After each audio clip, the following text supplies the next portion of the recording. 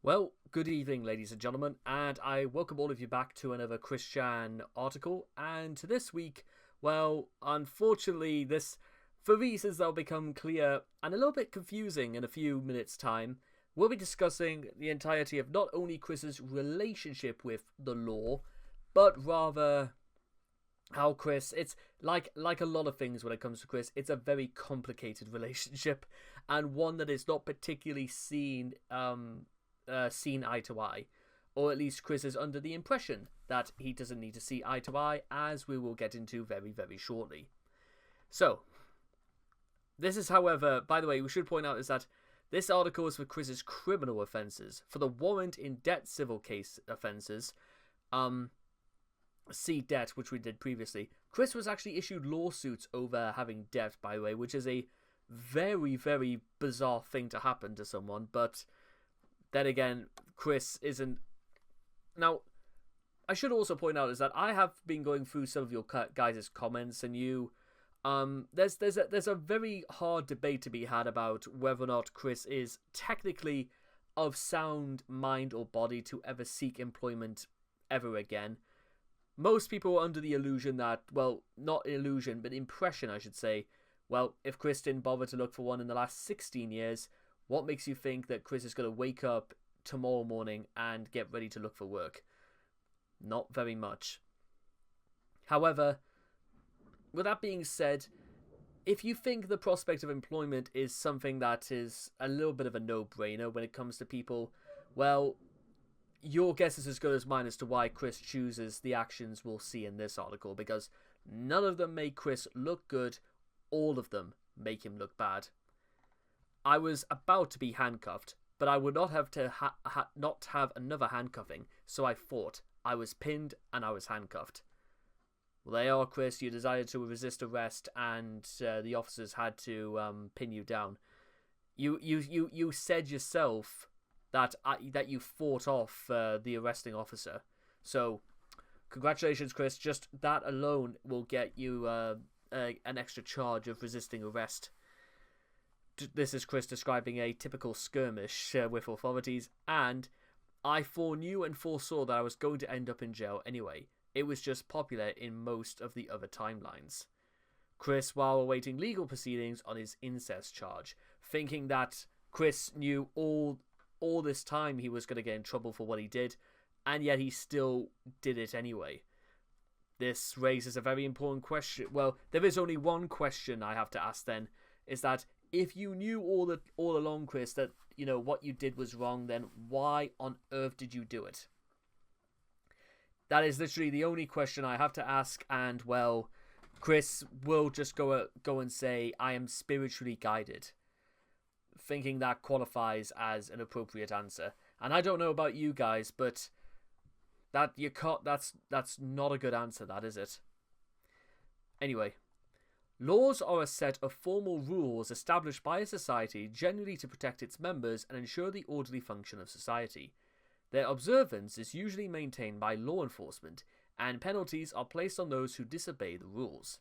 For Chris, however, these just serve as another deterrent in his endless quest for China, and a weapon with which to threaten his real and supposed enemies. As of 2018, Chris has 7 misdemeanors, 3 from hitting Michael Snyder with his car, try and justify that one, 1 from macing the yellow-shirted foe, again, try and justify that, and 2 from failing to acquire proper tags for Snoopy and Clover. I would like to refer you to the question I posed some moments ago, and 1 for trespassing after being banned from Charlottesville Fashion Square, which resulted in him being placed on the therapeutic docket. Rinse and repeat, really. Virginia has a 3 strikes law, which usually means that if someone is brought in a third time for a felony or a misdemeanor, the sentence, if found guilty, is more severe than usual. In some states, the sentence is life in prison.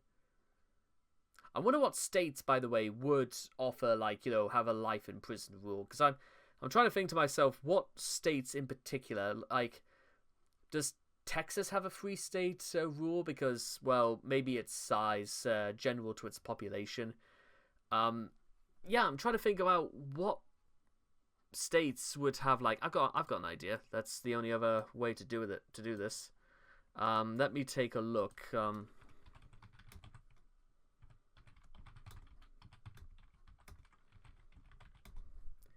In which states? I apologize for going off the beaten track with this one. Which New York has the three strikes law. Okay, here we go. Now we actually do have a list. I'm surprised it took that long for them to just tell you what it was. Okay, Arkansas since 95, Arizona since 2005, California since 94, Colorado, Connecticut, Delaware, Florida, Georgia, Indiana, Kansas, Louisiana, Maryland, amended in 1994, Massachusetts, Montana, Nevada, New Jersey, New Mexico, New York, North Carolina, North Dakota, Pennsylvania, South Carolina, Tennessee, Texas, Utah, Vermont, Virginia, Washington, and Wisconsin. That's about roughly half the states right there. But here's the, and I'm just going to say this for the record right now. Regardless, if it has why would you want to break, what benefit do you have of breaking the law in the first place? Because if you think you're going to get away with it, you've got another thing coming. Because nobody escapes the truth, and nobody escapes justice in the end. Anyway, let's keep rolling. The specifics of a three strikes law vary by state, with some states having several such laws. Seeing as how Chris has never been sentenced to jail time despite several misdemeanors, he may not fall under the scope of the Virginia law. However, since the state law seems to say that the third-time violent offenders will receive harsher sentencing, and Chris appears to have two, hitting Michael Slider and pepper spraying a manager, this could come into play if Chris ever finds himself facing charges for a third violent offence. Which, it should be noted, he is currently not as of 2022. He has been charged with incest, not rape. Because you could probably imagine, as well as I do, that rape would also fall under the category of, things like sexual assault. And assault obviously would categorize itself almost automatically in the grounds of a violent offence. I know, again, it goes a little bit further than that, but in the eyes of the law, it certainly does crawl under violence. But then again, since Chris has been released, we can obviously deduce the fact that even if it was true that again, it's always this peculiar thing I've always had when it comes to the case, and we will talk about it in thorough, almost graphic detail when we get to it, but nearly in all cases where, no, I can't really say that, but in the majority of cases where it is obviously comes down to cases of rape, you would have to imagine, as well as I do, that not only would all the evidence have to be there, not only would, which to be fair, Chris pretty much supplied himself, but there would also have to be evidence of the fact that there was, but then again, I think you could only, the only reason I could deduce, the only one in which Chris may have been found guilty of incest as well as rape, but the problem is that determining Barbara Chandler is a very difficult thing to say, because Barbara might not have remembered, and here's the thing, you would have to know something about it to be able to say something about it. I think they also have to do this so they can be absolutely certain that Barbara was not the one who introduced the idea of having a more intimate relationship with Chris. I think that's the only reason why because they have to rule that stuff out because a lawyer in Chris's defense would have to try to bring these things to suggest, how can Bob say she knew what happened to her if she can't remember it? The reason why she can't remember it is because it didn't happen. And this is, in theory, this is like a lawyer probably speaking on Chris's behalf, because how can, if they have no memory of it, then how would they know about it? And then again, you would also have to judge the integrity of Barbara's state of mind. And considering that she was more than capable of still being able to drive, although despite the injury she suffered a couple of months later, that doesn't mean she still can't get about. There are plenty of elderly people who can't drive but are still more than capable of maintaining, cognitive thought and all the rest of it. So that's why evidence means a lot in this sort of thing. And considering that they also would have put Chris's, well, then again, okay, well, let's just move on. This is already getting sidetracked enough, but you have to sort of understand, at least from the prospect of why Chris was freed in the first place, because that would deduce that nothing took place.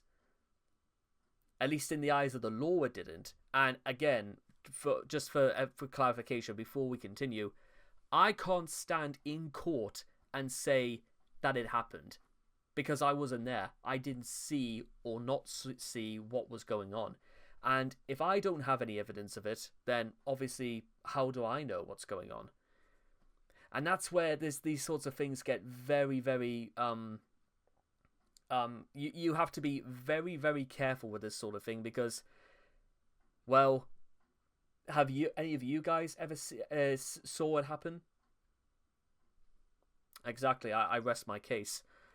But the problem is that, well, you have to have some. I think maybe the lack of sufficient evidence was probably the turnabout.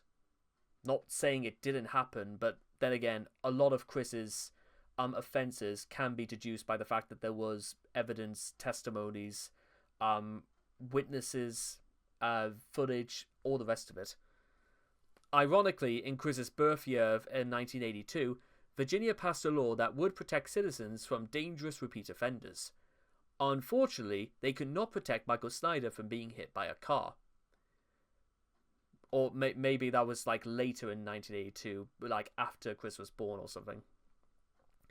From being hit by a car, the yellow-shirted foe being pepper sprayed, countless innocent women from being stalked and harassed online as well as in real life, and Barbara Chandler for being fucked by her own son. Ironically enough, Chris's paternal grandfather's occupation is given as a security guard according to his death certificate. And as you can see, this one goes on for a bit, so let's just start with the foreknowledge, the understanding. I have been giving him reasons since the police came in June of 2008, and nothing has sunk into that clown head of his, from Michael Snyder. Like his grip on reality, Chris's understanding of the law is tenuous at best and dangerously naive at worst. Chris legitimately believes that trolling is illegal. He regularly threatens internet trolls with legal action and makes no distinction in severity between a troll threatening violence against Chris and a troll uploading a harmless picture of Rosechew with a pickle to the internet. Chris himself is prone to making extremely violent threats, such as threatening to murder Vivian G and her entire family because of her creating the audiobooks. He's done everything from calling the police to convincing his father to write to then-President George W. Bush in an attempt to get rid of his Encyclopedia Dramatica page. He has even poorly attempted to impersonate the president in a hilarious attempt to convince the trolls at ED to take down his page, and has attempted to contact the former president, Barack Obama, to stop people from posting gay ads on the Wikipedia. Chris also believes that the laws in CWCville and the laws stated in Solitude should be enforced in real life. God help us if that was true, because somebody straight up says that CWCville is sort of like a violent and disturbing concoction between a Hooverville and Haiti. Chris himself doesn't have much respect for laws and rules, as we will see very shortly, particularly when their enforcement inconveniences him. During his time at Target, he saw nothing wrong with exploiting the free refill policy and loitering for hours at a time in a privately owned establishment while harassing female customers and apparently soliciting hanky-panky. Chris often remarks that his emotional state entirely justifies his actions, stating in VivTech's AIM chat that he should be excused for disturbing the peace by literally screaming, "No!" loudly in the middle of a crowded mall. I wouldn't be surprised if the idea of quiet hours to respect people with autism was brought about entirely because of Chris. Many years later, but that's besides the point. Also, the fashion square isn't even a thing anymore. Self-contradictory as ever, though, Chris's disregard of many laws does not stop him from rigidly observing others, often with complete skewed priority. In Sonichu Special 4, his cartoon avatar makes a point of obeying the speed limit while on his way to confront Liquid Chris and assault him with a deadly weapon. In a May 2010 video, Chris states that he believes a man who brutally beat his girlfriend to death with his bare hands deserved 20 years in prison for his crimes, which is just twice the penalty he wants for smoking one cigarette. Also, can you not see the shortfall in Chris's logic right here? Anyways, now again, you may be saying, that Chris said that back in like 2010. It's hardly as if Chris really believes this anymore. Well, here's the thing: unless Chris has ever been challenged, or ever Chris has ever decided to update the law in this manner, we can only assume this is about as far as it goes. Also, Chris has very little respect for those who enforce the law. Verbal combat had started, and during the fight, I ran off, still giving verbal punishment, as well as the finger, and many Kamehamehas. I nearly backed up onto him with my car and gave him another finger. Then I dashed off. It's also... I was also going to say that even back in the day, Chris didn't... there wasn't even any point in having evidence, because Chris is straight up giving it as it is.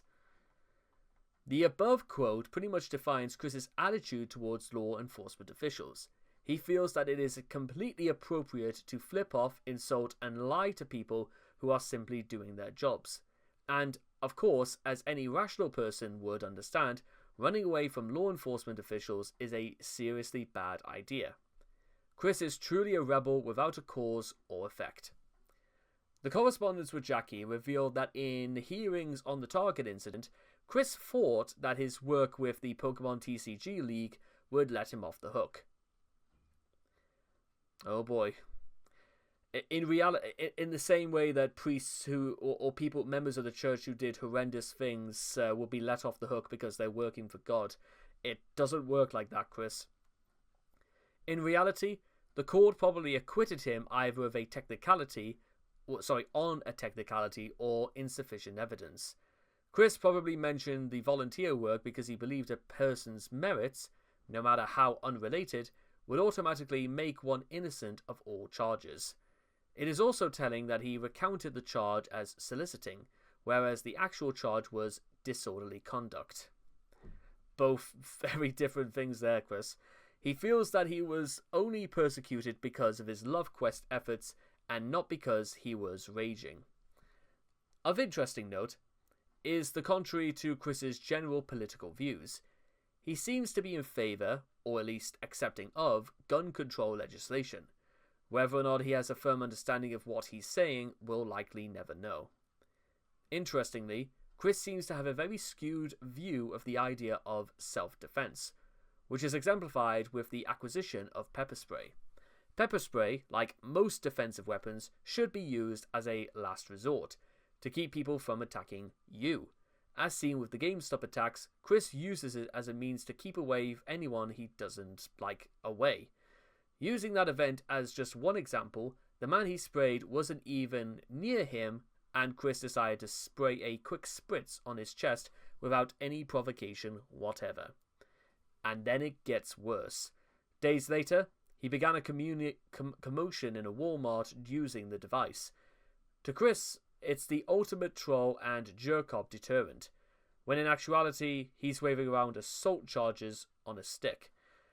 And despite Chris spending time, in the can anyway before posting, a $2,700 bail or whatever it was, Chris still felt it was a good idea to nearly use it again.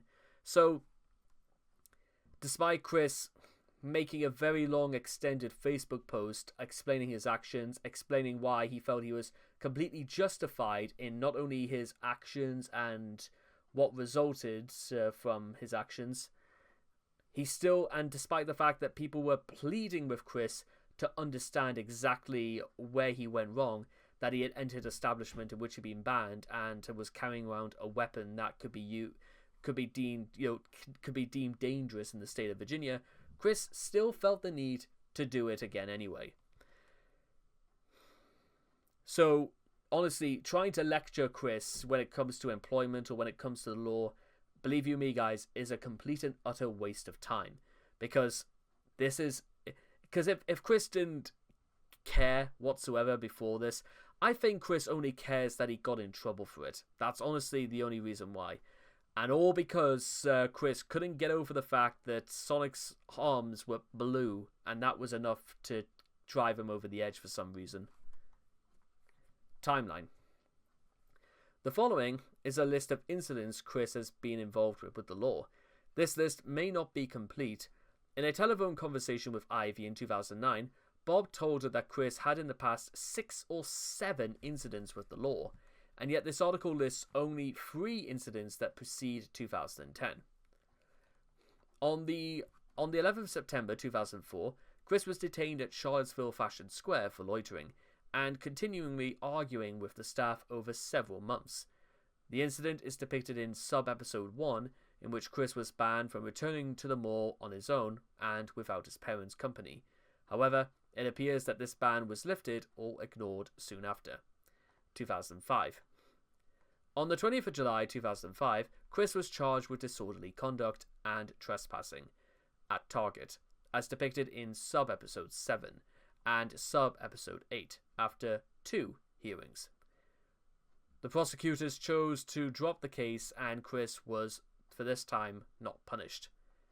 5 days later, Chris caused an auto accident when he followed another car too closely and rear-ended it. This went to court on the 12th of September 2005. He was fined $30 and had to pay $56 in court costs. So I'm guessing Chris decided, not to just give over the insurance like that and insisted it wasn't. I'm assuming Chris tried to plead that it wasn't his fault, because why on earth did this just go to court? 2010. Chris's various runs-in at the gameplays have resulted in the cops being called on him a couple of times. At least once after Chris called in his parents after he was initially banned from the location and tried to weasel his way back in. And again, when he was trespassed on the property, though he wasn't charged with anything on either occasion. On the 4th of June 2010, Chris made yet another pilgrimage to the gameplays.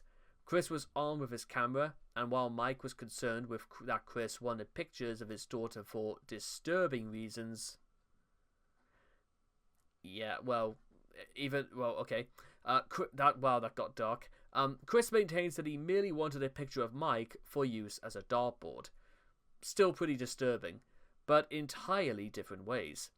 Chris was caught in the parking lot despite trying to run away and was questioned by the police, who made him delete the pictures he had taken and told him to quit. Chris made his 6th of June 2010 video in response to these events. Surprisingly, to nobody bought Chris's side of the story, and they congratulated Michael Snyder.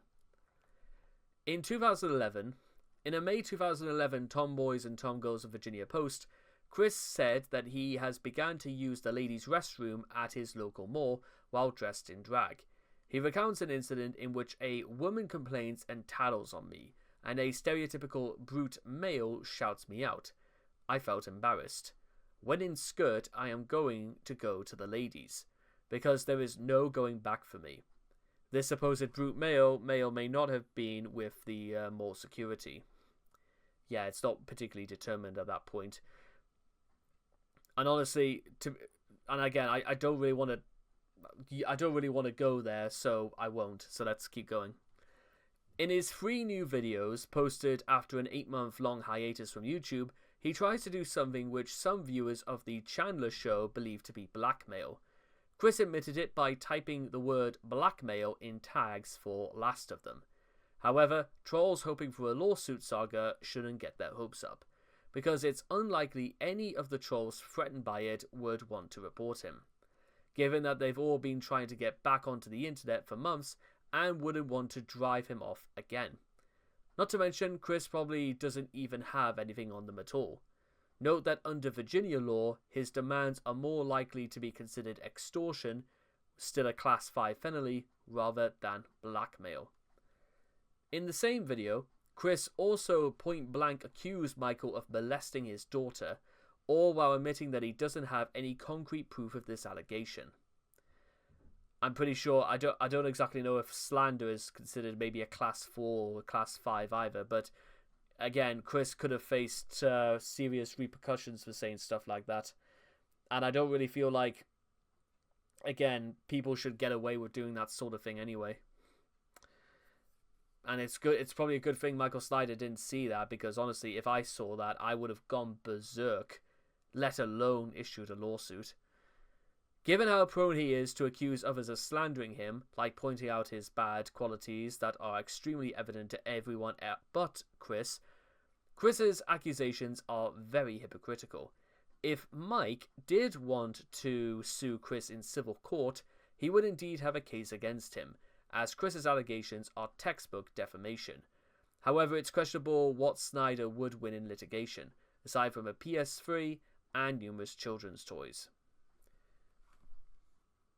But still, I think that's besides the point.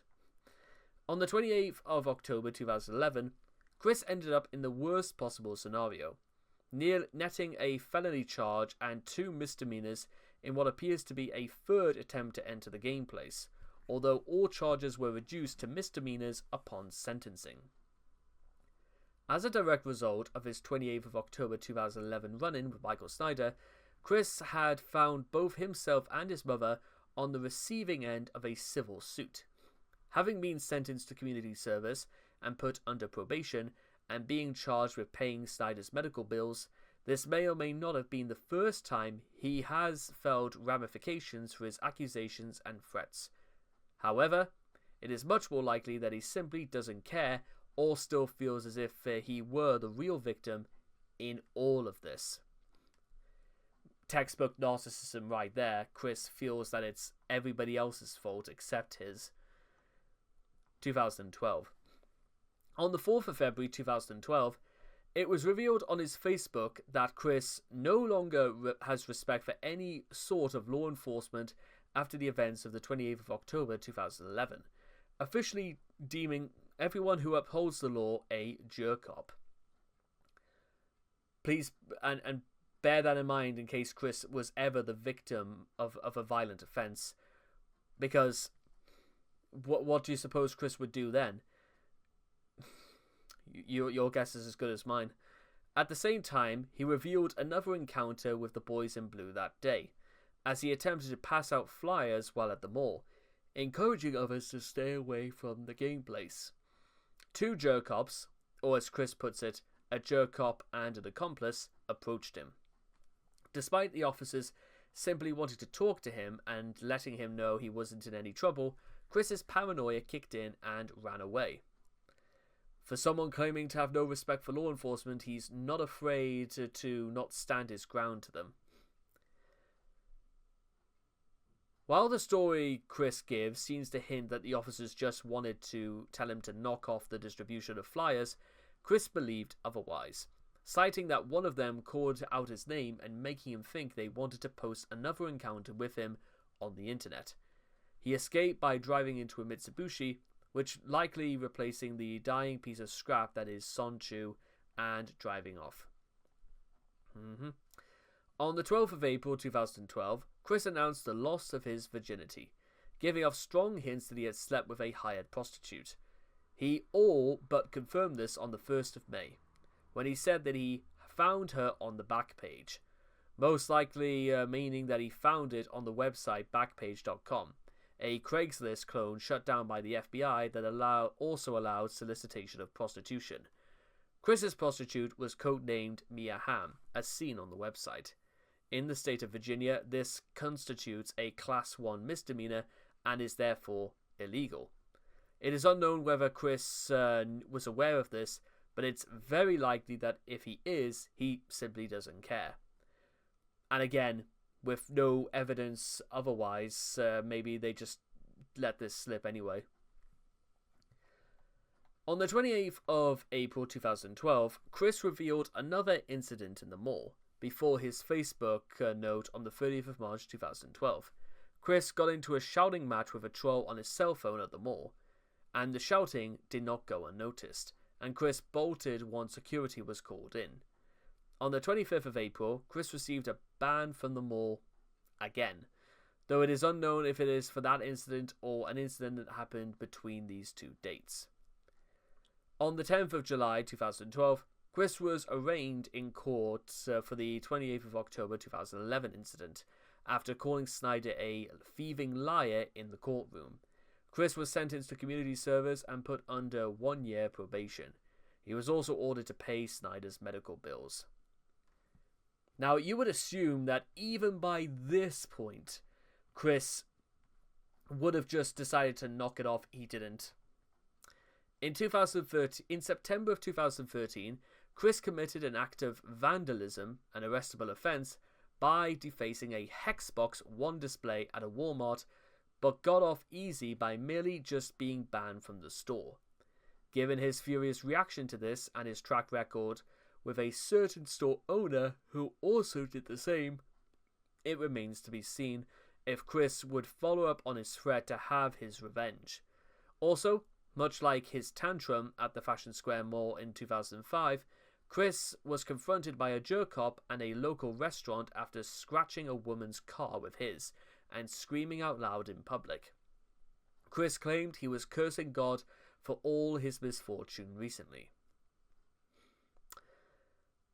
I see. In 2014, on the 29th of March 2014, a report surfaced on the Quickie forums saying that earlier that month, Chris had been spotted trying to steal merchandise from Best Buy. The next day, Chris denied the truthfulness of the report, but Kim confirmed that the attempted shoplifting had indeed occurred. On Friday, the 26th of December 2014, Chris vandalized a Sonic Boom display in GameStop in the Charlottesville Fashion Square and was forced out due to a previous ban. But before he attacked a staff member with pepper spray who was calling security. By the 28th, he was confirmed to be in jail and he was released on bail on Monday, the 29th of December.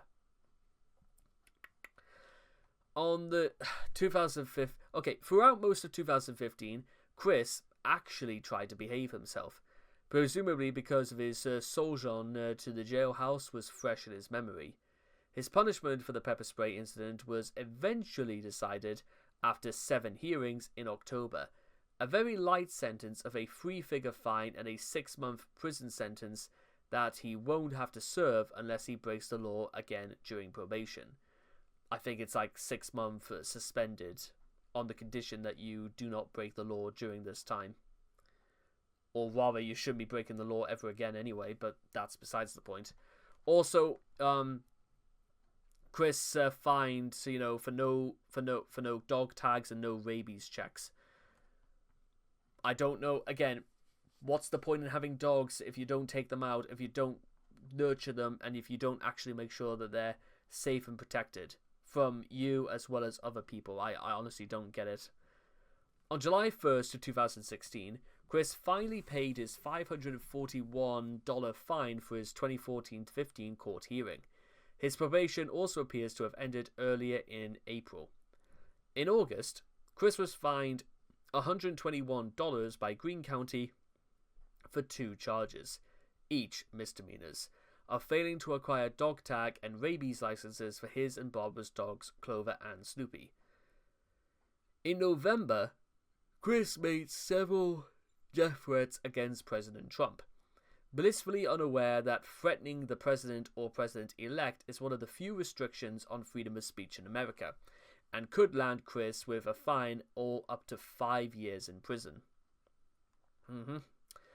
And by the way, they're not joking about that, by the way, and Chris also drew the ire from a lot of very right-wing politicians, spokespersons, and even the Grand Wizard of the Ku Klux Klan, David Duke, of all people.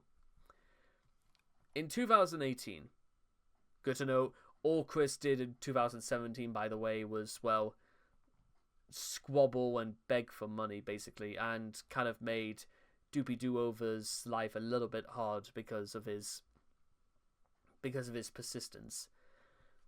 The manager of the mall threw a demand, late trespassing notice against me, while I was there a few weeks ago.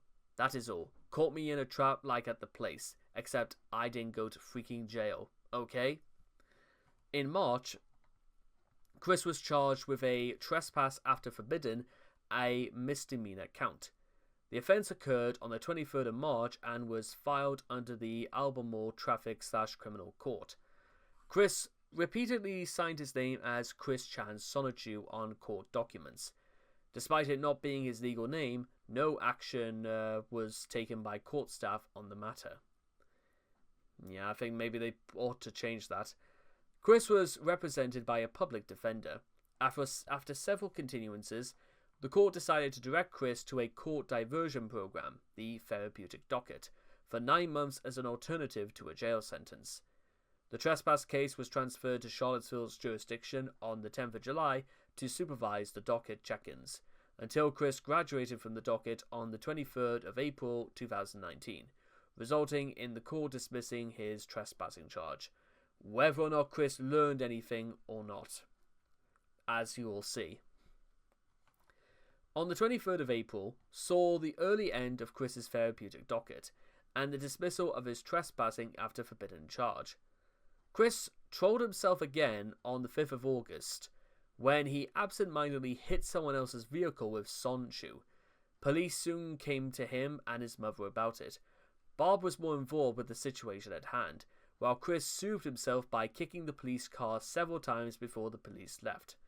Fortunately for Chris, he was not penalized, despite all the evidence suggesting that this was. 2012. He said he was dating this girl for months, this 72-year-old lady. He said he wanted to confess something to me, and I suspected it because he said it was illegal. This is Bella on Chris telling about his incestuous relationship with his mother. Now, the other important thing we have to consider about this is because Bella is also kind of borderline unreliable in situations like this, despite the fact that Chris absolutely relayed the information to her, and the recordings are absolutely out there for the world to see right now. But if Chris straight up admits that he knows fine well, that, now, to be honest, if it was up to me, saying this would make me suspect immediately that Chris must know that what he did was wrong.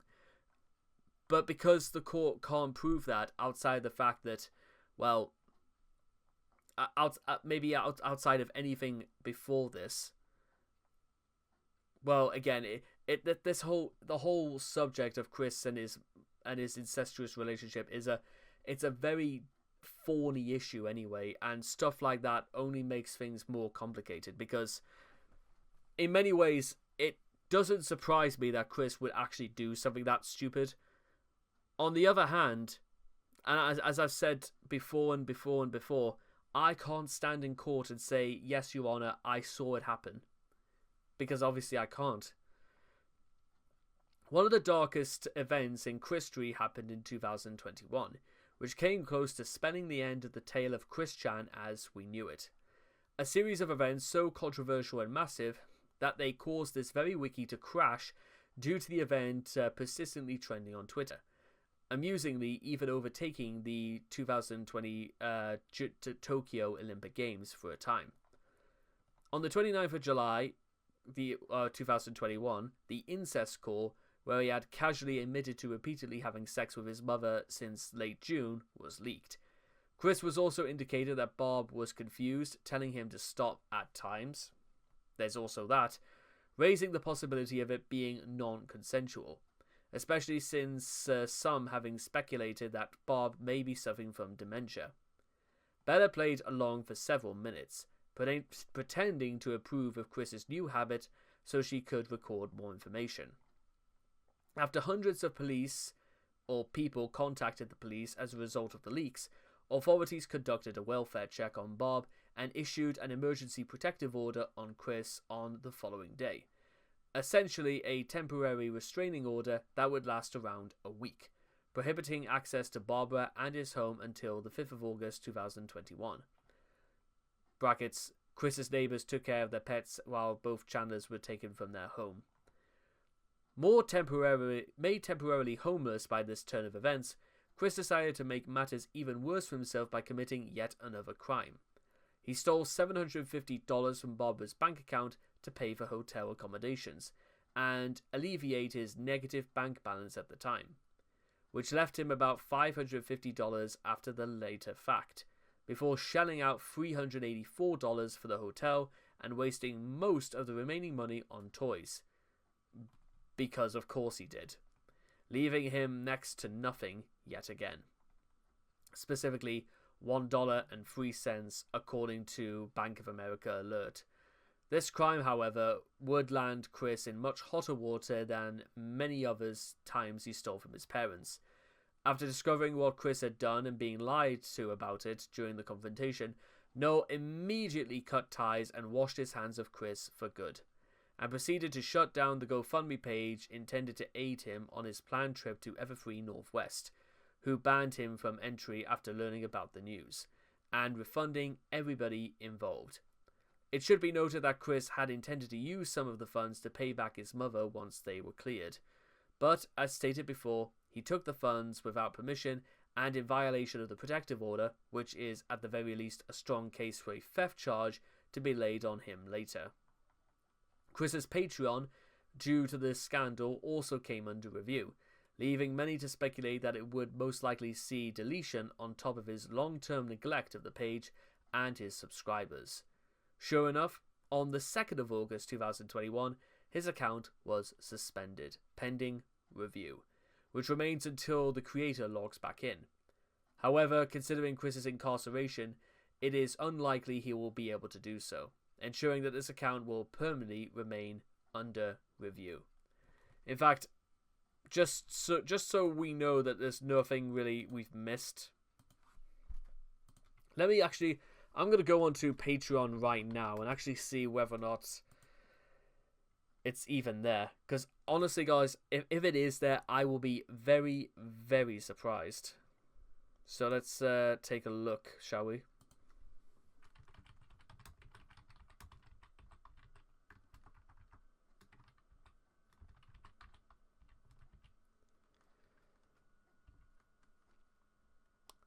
And no, it's not there. The only thing I can find is Geno Samuel, Sonic the Comic podcast, and, well, there's just nothing else there. So I will take this for what it's worth, guys, and, well, there's just not really much else there to see. Anyways. Oddly enough, or perhaps due to his enhanced delusions, Chris remained in seemingly good spirits during his arrest. Despite this arrest being far more major than anything else he has previously been charged for, and potentially ruining his life, well, insofar as not being able to go back to 14 Branch Lane Court is concerned, Chris did not resist arrest and even disturbingly stated that being frisked by one of the officers felt good. Chris also, in body cam footage, tried to tell Magic-chan to kick a police officer before being taken away. He also noted that the dimensional merge was in the process of happening. This had more to do with the fact that Ethan Ralph just so happened to be at the Enrico County at the time and was just saying, you go, Chris Chan, and was basically doing it just to piss Noel off. Anyway, which is likely why he believed that he could weasel his way out of this somehow. Despite his apparent good nature, however, body cam footage released in August of 2024 showed that Chris was also quick to inform the officers that he was telepathically ordering Magic-chan to assault them. When one jokingly responded that they didn't feel anything, Chris commanded his non-existent husband to punch him harder. Chris's case was initially up for review on the 8th of August 2023, when he was arraigned on the 5th of August 2021, and held without bond pending a mental health evaluation until the 16th of September, likely making matters worse by interpreting the court proceedings to beg for his toys. Apparently, he also threw a tantrum. The hearing for the 16th of September was continued until the 18th of November, apparently for more time to evaluate Chris. During this time, he was held at Central Virginia Regional Jail. Another continuance was then granted, with the next hearing taking place on the 3rd of February 2022. Another continuance was granted until the 28th of July. However, Chris was transferred to Western State Hospital on the 28th of February 2022 for treatment of incompetency, and then was allowed to return to jail. 2023. On the 27th of March, Chris was released from jail. For several months, his whereabouts were unknown. On the 25th of August, Chris's case was dismissed by the court. Chris's lawyer, David Heilberg, successfully pled for an autism disorder deferred disposition. During Chris's livestream on the 26th of October 2023, he became visibly nervous when sirens unexpectedly sounded in the background, indicating that he harbors a lingering fear of being arrested again. Also, during one of Chris's live streams, somebody sent to the police saying that they knew fine well, Chris knew fine well what he did was wrong, and all you could see Chris doing was sort of like shrivel and look just kind of guilty, and which suggests to me that yes, absolutely, Chris, it was all true, and Chris got away with it, and Chris, well, couldn't handle the fact that, you know, other people can see through it. Which, again, maybe they, again, you know. Meanwhile, Chris's parents and the law. It's not hard to figure out why Chris thinks the law should serve him and him alone. His parents, too, have the same problem. When Chris was thrown out of the Cub Scouts after an unknown incident, his parents attempted to sue the Boy Scouts of America for discrimination. When Chris threw a tantrum that required him to be restrained, Bob attempted to sue the school for restraining him. When Bob and Bob had their absurd case of against Greene County used against them, their first reaction was run to another county. Bob claims that a man in Richmond by the name of Jamie Dunn tried to get him thrown in jail circa 1999 for unknown reasons. This may be part of the reason the Chandlers decided to move back to Ruckersville in the year 2000. When Mims and Lucas took a picture of Chris and uploaded it to the internet, Chris's parents threatened them with legal action, but as usual, never followed through. Unlike Chris. When Snorlax thought she had indigestion, she acted like she was going to sue the Chinese establishment the food came from. When it turned out to be colitis, she dropped the subject. When Alec called the Chandler household, posing as the Gameplay's employee Matthew Nobles, both Bob and Bob claimed that taking pictures of somebody without their knowledge or consent was not illegal, and also glossed over and or justified Chris harassing the store after his ban. This came after threatening to sue Mims and Lucas for doing exactly that. During that same call, Bob will not countenance the idea that an individual can be prohibited from private property, saying it's a business place, which has no bearing on private property laws. He and Bob also had an extremely dismissive and angry attitude towards Matthew, which makes one wonder how they communicated with other retail workers. On the 28th of October 2011, Bob was arrested for not only fleeing the scene of an accident, but also felony assault on a police officer, an extremely foolish crime that a remotely sensible person would not commit due to the serious consequences attached to it. Mandatory minimum of 6 months imprisonment on conviction. However, the recent death of her husband, her age, her bad health, and her hopeless dependent clod of a son seem to have helped have her some clemency. On the 10th of July 2012, Bob was arraigned in court for her participation in the 28th of October 2011 incident. She was sentenced to community service and served 2-year probation. On the 2nd of August 2021, Chris was charged with incest with Bob. He was not charged with rape, meaning that Bob may have consented to the acts or simply did not want to pursue rape charges against her own son. Make of that what you will. On the 23rd of November 2021, Bob totaled her van when she failed to yield right of way and got into an accident with a tractor trailer. Bob paid a $30 fine and $76 in court costs the following month. According to a jail letter, on the 4th of July 2022, Chris has been attempting to blackmail Bob into moving out of 14 Branch Lane Court, with various crimes he claims she is guilty of. These include negligence towards her pets, abusive behavior towards Chris, and of her use of Chris's monthly tugboat for herself. Obviously, it is unknown if Bob is really guilty of any of these offences. Because, knowing what we said nearly 40 minutes ago, Chris sometimes will just make things up at the top of his head to say that these things have any staying power at all. Chris's original and official laws. Chris believes the police in real life are corrupt and sees them in the same light as he sees the jerk-ops in his comics. The jerk-ops acts as a stand-in for police who wronged him and are portrayed as being imposters with no legal authority, probably indicating that Chris does not recognize real policemen as legitimate authority. In light of these things, Chris has his spin on the law. The penalties for drinking and smoking and internet harassment involve physical violence, including a kick in the teeth, which Chris inexplicably portrays as a punch in the first and only of his supposed series of Q&A videos. On the 31st of December 2009, Chris orated about a law he wanted to be made to prevent Jack Thaddeus from using the ad space he paid for.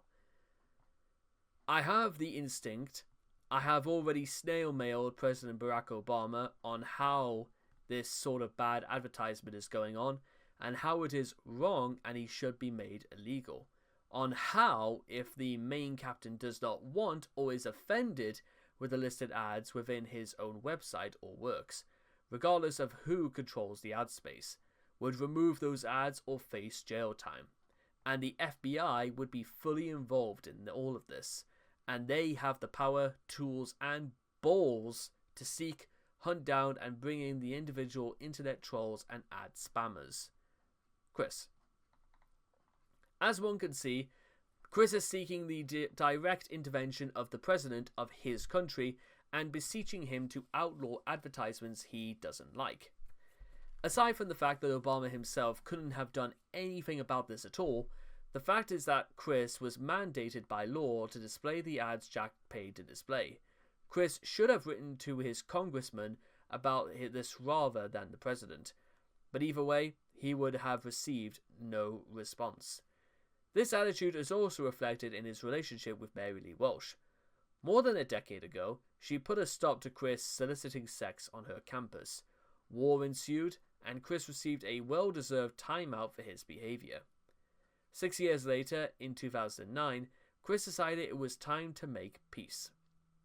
He went to her office and left her a framed, hand-drawn apology on her doorstep out of the blue. Her reaction was to file a trespassing notice.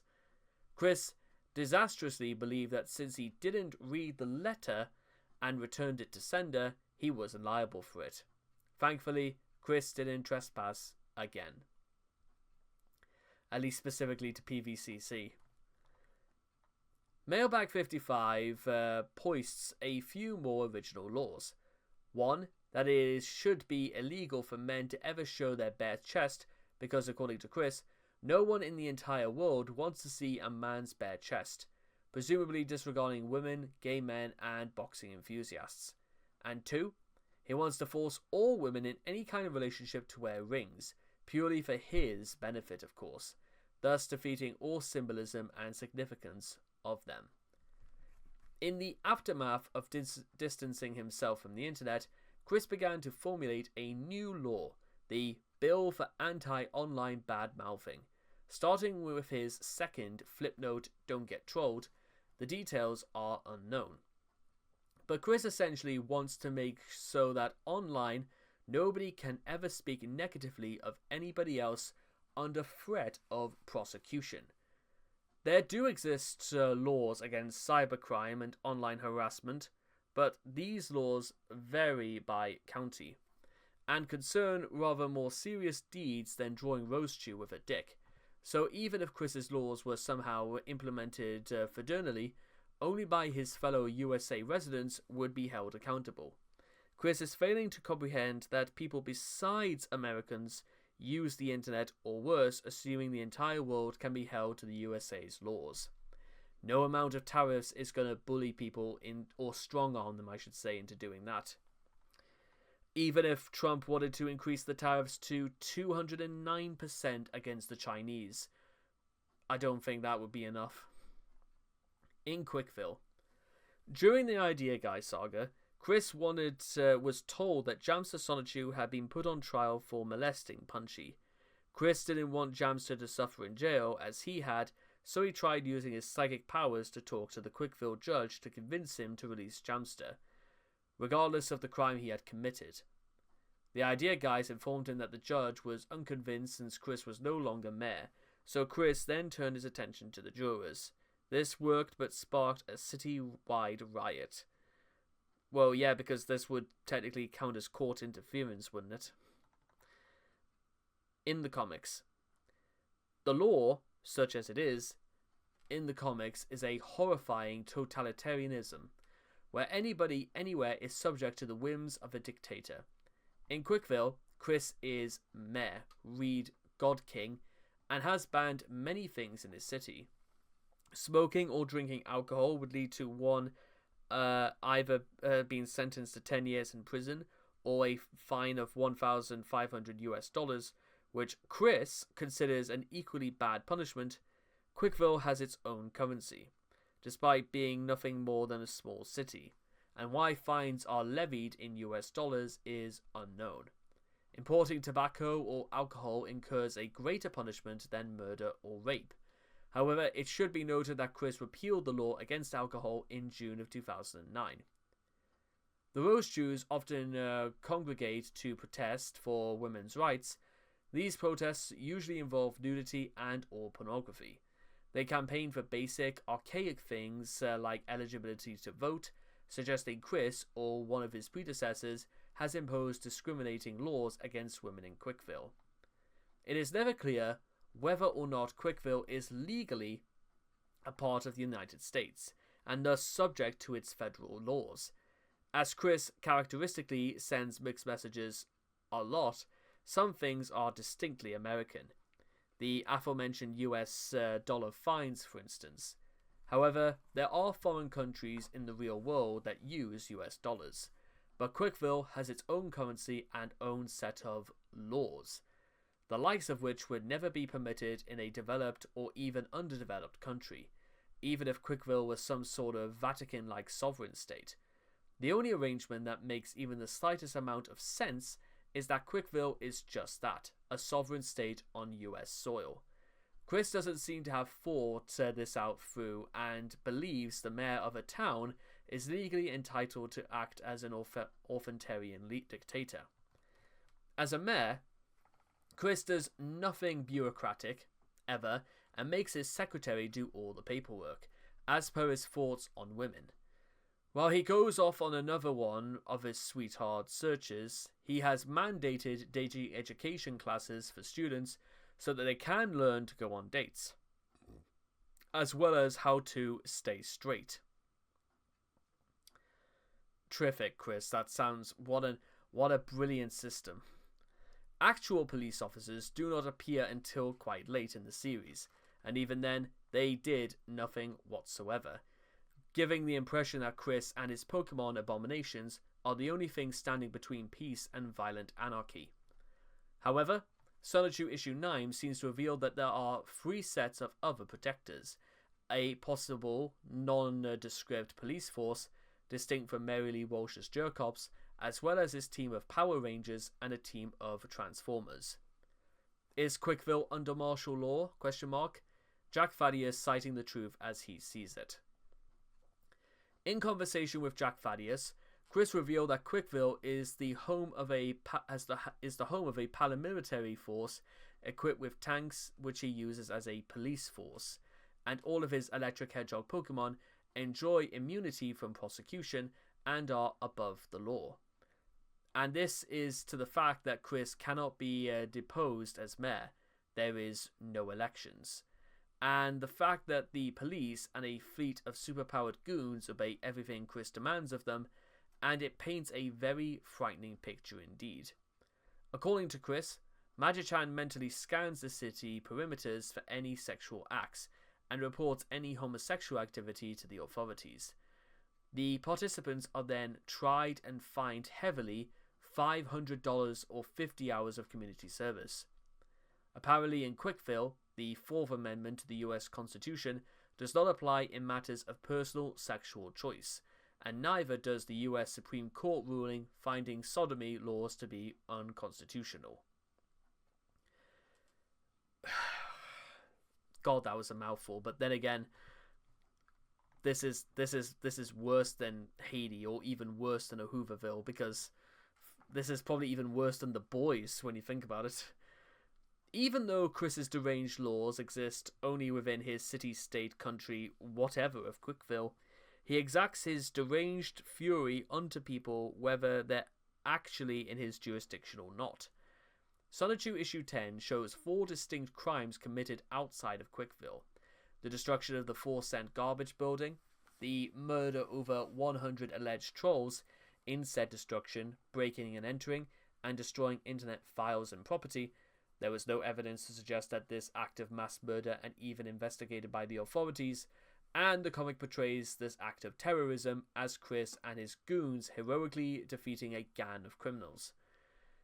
Chris may be able to murder without being reprimanded, but of course this doesn't apply to everyone. Following the death of Simona, the culprits Alec, Mao, Sean and Evan are subjected to a show trial and given no defense attorney by the state, violating the 6th Amendment, forcing Sean to act as their lawyer despite being high as a kite. There is no solid evidence presented for the murder charge aside from the Voltov remote, which the prosecutor never tried to prove belonged to them, and wholly unreliable psychic evidence extracted by Magi-chan. When they're railroaded and found guilty, they're killed by the people they've wronged. Read, murdered brutally by cartoon characters, in a gross violation of the 8th Amendment forbidding cruel and unusual punishment. But at that point, I think it's kind of obvious that Chris, any semblance of realism is, well, completely out of the window. Demonstrating Chris's limited understanding of trials, as his knowledge of trials stems purely from television, the Kangaroo Court interrogates both elements of civil and criminal trials. The Asperpedia 4 are not only prosecuted for a murder by a state attorney, as per a criminal trial, but also charged with defamation of character, libel, and copyright infringement, as well as several charges such as profanity to the max that would hold no water in any court in the world, by Chris and his cohorts as per a civil trial. Surely enough, Chris, Sonichu, and Rosechew are sitting in a benchmark plaintiff that both civil and criminal charges are included in one trial not only demonstrates a poor understanding of the courtroom process, but is further proof that Chris considers slanderous mockeries and other torts on par with major crimes such as murder and assault. To add to the equation, one cannot be given a death sentence, or any sentence for that matter, for being guilty in a civil trial. But in the Asperpedia 4 trial, civil charges are the primary reason for the death sentence. In summary, the CWCville court system is a constitutional nightmare that violates multiple articles and amendments and has no concept of due process. one must wonder why it is allowed to exist within the borders of the US. Were it not obvious by now, any semblance of law in CWCville exists solely to further the wishes of its tyrannical and murderous creator god. And believe it or not, guys, that is actually it. That is the whole of Chris and his contentious relationship with the law. In fact, actually, it's just to conclude this, I would say actually the way that the law and order is presented in CWCville, it's actually not unlike the way Chris conducts the law and the way he sees it in the real world. You see, the law, insofar as Chris is concerned, is just like reality. It is whatever Chris chooses to make it. There is no doubt that pretty much everything that's been said before would suggest the idea that Chris ultimately believes the entire world is out to get him. But then again, Chris probably also thinks that, well, to comprimand or to take back against what he feels as if is a wholesale witch hunt against his character is maybe the reason why he illustrates this brutal retribution. Because this is not a death. This is not what happened to the Asperpedia 4 was not even a death sentence. It wasn't even a kangaroo court. It was straight up retribution, which I'm pretty sure also violates some other amendments in the. I think it breaks the Ninth Amendment as well, in which you have the right to worship God in your own way. I'm pretty sure the way they do it in court would suggest that being above the law means that you're somehow something to be feared or to be worshipped, but out of fear rather than loyalty, which suggests the idea that maybe these people have no choice. I don't know about that, but then again, it makes about as much sense as anything else. And with that being said, that, as they say, is that. And I will see all of you guys again in the next video. Case is dismissed. Well, hello again. And just before each and every one of you leave, if I could just hold your attention for a few more seconds, and I want to show you very quickly my Patreon store. I've been running this for 5 years now, and ever since this month began, I have decided to reopen, relaunch, completely sort out my categories for videos, and I've uploaded them sometimes as far as 3 months in advance. So you guys will be able to get an exclusive look exactly what's coming out, when it's coming out, at your convenience. So make sure to stop by, take a look around, and let's see what you think. Thank you very much for supporting me once again, and I'll see you again next time.